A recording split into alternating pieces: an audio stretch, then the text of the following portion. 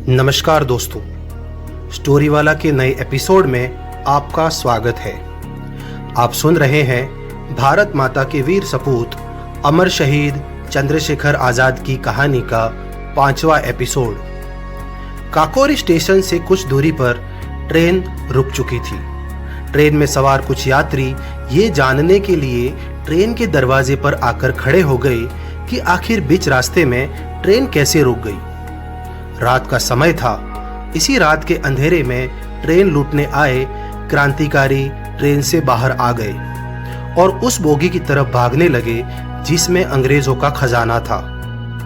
Train में हो रहे यात्रियों के कोलाहल को देखकर चंद्रशेखर आजाद ने अपनी पिस्टल से हवाई फायर करते हुए ऊंची आवाज में कहा, सभी यात्रियों से गुजारिश है कि चुपचाप अपनी अपनी जगह पर बैठ जाएं। किसी को भी जान माल से कोई खतरा नहीं है। हम हमारा काम करेंगे और चले जाएंगे, और अगर किसी ने होशियारी दिखाई तो उसका भगवान ही मालिक है। आजाद की दी गई धमकी से डरकर सारे यात्री चुपचाप अपनी अपनी जगह पर बैठ गए। आखिरकार क्रांतिकारियों की एक टुकड़ी उस बोगी में पहुंची जिसमें अंग्रेजों का पैसों से भरा हुआ लोहे का मजबूत और भारी बक्सा रखा हुआ था, जिसके आसपास 3-4 हथियारबंद गार्ड पहरा दे रहे थे। जैसे ही चंद्रशेखर आजाद उस बक्से के पास पहुंचे, एक गार्ड ने आजाद की तरफ बंदूक तान दी, लेकिन उससे पहले कि गार्ड की गोली चलती, आजाद ने गजब की फुर्ती दिखाते हुए गार्ड के हाथ का निशाना लगाकर गोली दाग दी। हाथ पर गोली लगते ही गार्ड की बंदूक नीचे गिर गई और गार्ड दर्द से चीखने लगा। दूसरे ही पल चंद्रशेखर आजाद ने घुर्राते हुए बाकी गार्ड से कहा, हम यहाँ किसी की जान लेने नहीं आए, हम गोरों का खजाना लूटने आए हैं। अगर किसी ने हिलने की कोशिश भी की तो अपनी जान से हाथ धो बैठोगे।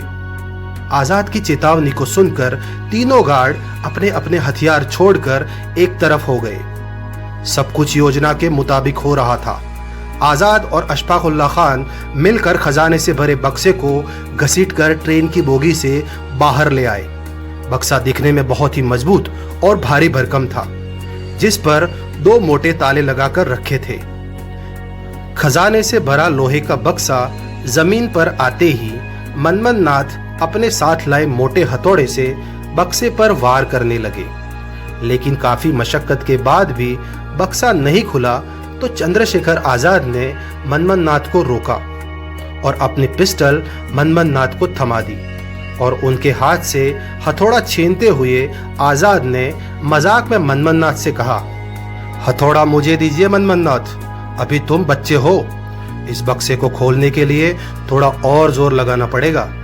इतना कहने के बाद चंद्रशेखर आजाद ने बक्से पर एक के बाद एक ताकतवर वार करना शुरू कर दिया।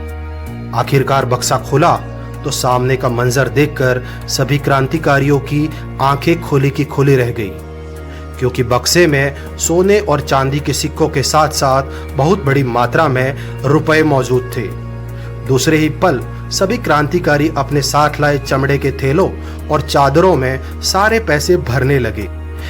इसी बीच अपने सामने का नजारा देख रहे मनमन नाथ से उत्सुकतावश एक गलती हो गई और उनकी पिस्टल का ट्रिगर चल गया, जिसका नतीजा ये हुआ कि गोली जाकर सीधे ट्रेन में बैठे अहमद अली नाम के एक यात्री के सीने में जाकर लगी और उस यात्री की वहीं मौत हो गई। मनमन नाथ से गलती हो चुकी थी, लेकिन अब उसके बारे में सोचने का कोई मतलब नहीं था।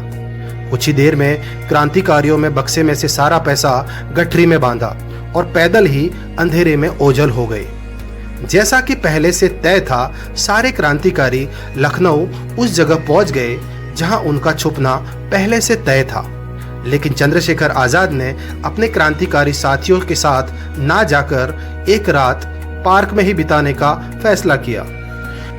दूसरे दिन सुबह सुबह पार्क में सो रहे चंद्रशेखर आजाद के कानों में एक अखबार बेचने वाले की आवाज सुनाई दी। आज की ताजा खबर, काकोरी के पास एक ट्रेन में सनसनीखेज डकैती। आंख खुलते ही आजाद ने हमेशा की तरह अपनी मूंछों पर ताव दिया और मुस्कुराते हुए पार्क से निकल गए। दूसरी तरफ इतनी बड़ी लूट के बाद ब्रिटिश हुकूमत बौखला चुकी थी। ये डकैती अब तक की सबसे बड़ी डकैतियों में से एक थी। आजाद जब अपने साथियों से मिलने क्रांतिकारियों के गुप्त ठिकाने पर पहुंचे तो वहां मानो जश्न का माहौल था।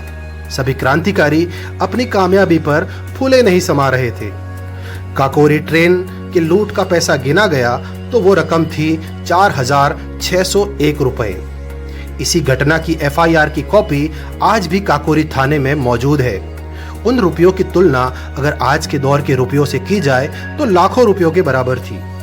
दूसरी तरफ ब्रिटिश सरकार इस बात से बौखलाई हुई थी कि आखिर इतनी बड़ी रकम की लूट चलाने वाला गिरोह कौन सा हो सकता है। काकोरी लूट की घटना को 40 दिन से ज्यादा का समय गुजर चुका था, लेकिन फिरंगी लूट का कोई सुराग नहीं ढूंढ पाए थे। बीते हुए दिनों के साथ ब्रिटिश हुकूमत का गुस्सा और भी बढ़ता जा रहा था। एक दिन सभी क्रांतिकारी अपने गुप्त ठिकाने पर किसी योजना बनाने में व्यस्त थे कि राजेंद्र लाहिड़ी तेजी से अपने क्रांतिकारी मित्रों के पास आए और उन्होंने अपनी फूली हुई सांसों से कहा, साथियों, एक गड़बड़ हो गई है। राजेंद्र लाहिड़ी की बात सुनकर राम प्रसाद बिस्मिल ने मजाक में कहा, क्या हुआ राजेंद्र, कहीं घर वालों ने तुम्हारा रिश्ता तो तय नहीं कर दिया? अरे भाई, बारात में हम सब साथियों को ले जाना पड़ेगा। क्यों साथियों? बिस्मिल की बात सुनकर कमरे में मौजूद सभी क्रांतिकारी ठहाका लगाकर हंसने लगे, लेकिन राजेंद्र लाहिड़ी के चेहरे पर चिंता की लकीरें देखकर अशफाकुल्ला खान ने ताड़ लिया था कि राजेंद्र लाहिड़ी जरूर कोई बुरी खबर सुनाने आया है। अशफाकुल्ला खान ने राजेंद्र के कंधे पर हाथ रखा और गंभीर शब्दों में पूछा, क्या बात है राजेंद्र, इतने चिंतित क्यों हो? अशफाकुल्ला खान के सवाल पूछने पर बाकी क्रांतिकारी भी अब खामोशी से राजेंद्र लाहिड़ी की तरफ सवालिया नजरों से देख रहे थे। दोस्तों, कहानी में अब आगे क्या होगा? राजेंद्र लाहिड़ी कौन सी बुरी खबर लेकर अपने साथियों के पास पहुंचे थे? क्या काकोरी लूट का कोई सुराग ब्रिटिश सरकार के हाथ तो नहीं लग गया था? अगर ऐसा था तो हिंदुस्तान रिपब्लिक एसोसिएशन के क्रांतिकारियों का अगला कदम क्या होगा? काकोरी घटनाक्रम में आगे क्या होता है, ये जानने के लिए आप बने रहे मेरे यानी स्टोरी वाला के साथ और सुनना ना भूले भारत माता के वीर सपूत अमर शहीद चंद्रशेखर आजाद की कहानी का अगला एपिसोड। साथ ही स्टोरी वाला चैनल को लाइक, शेयर और सब्सक्राइब करना भी ना भूलें। जय हिंद।